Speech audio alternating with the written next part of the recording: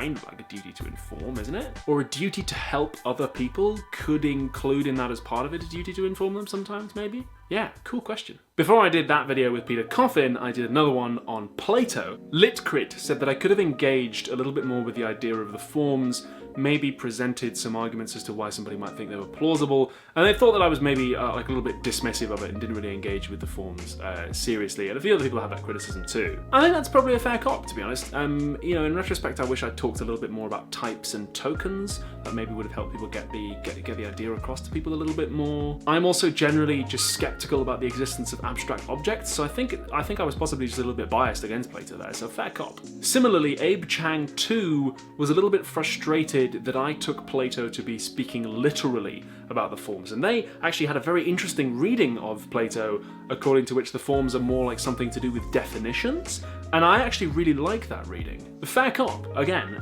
At uni I was taught that he was being literal, and I do think that it gels better with the Phaedo and also with the Meno as well, if we take him as being literal, especially when he's talking about stuff like the immortality of the soul or about learning as recollection.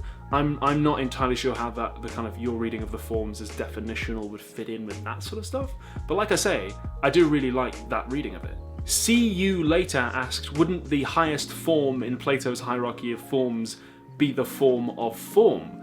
And maybe, I'm not sure whether that would be in there somewhere, but then presumably the form of form, if it was somewhere in that chain, would exist, and therefore would also partake in the form of being and the form of good above that. So, someone beginning with L talked about the link between ideal selves and unhappiness. If you cast your minds back, you might remember that at the end of the Plato video I touched very, very briefly on ideal selves. I have a two-part series on that theory of mind that's been scripted. Part 1 is about like self-hatred and internalized racism, and then part 2 talks a lot about solitary confinement and that theory of mind as applied to what happens to prisoners in solitary. So I think you might really enjoy those videos, someone beginning with L. Someone beginning with L also wondered how Plato made that leap to essentially writing fan fiction about his teacher, Socrates. And they said, and this is interesting, they could imagine writing fan fiction about me, but not about any of their teachers in university. And yeah, I wonder what was going through Plato's head with that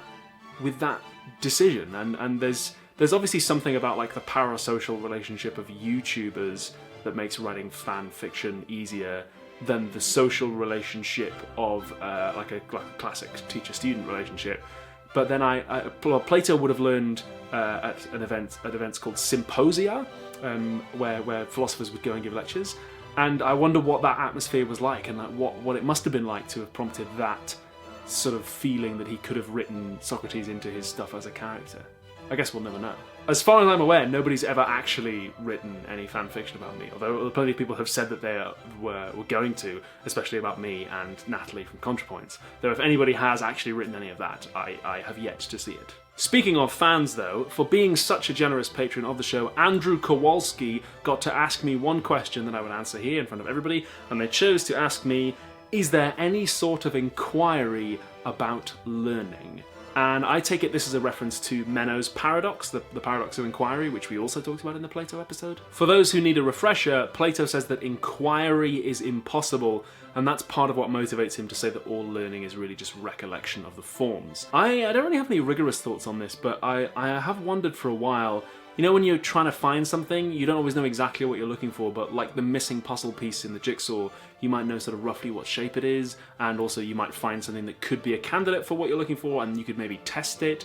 I've always thought that maybe Plato dismisses the idea of inquiry as part of learning a little bit too quickly. He talks about, he says, oh, if you know exactly what you're looking for, then you don't need to look for it, and if you don't, then you'll never find it. But like, he seems to think there's only two options there, where actually you could just sort of fudge it a little bit. Those are all the comments I have time for. Thank you very much to you for watching the show. Right now, as you're watching this, I'm at VidCon in California. So if you are in California and you are at VidCon and you see somebody wandering around who looks exactly like me, that's because it's me. Please come up and say hello. And for all of you who aren't at VidCon, I will leave you with the credits.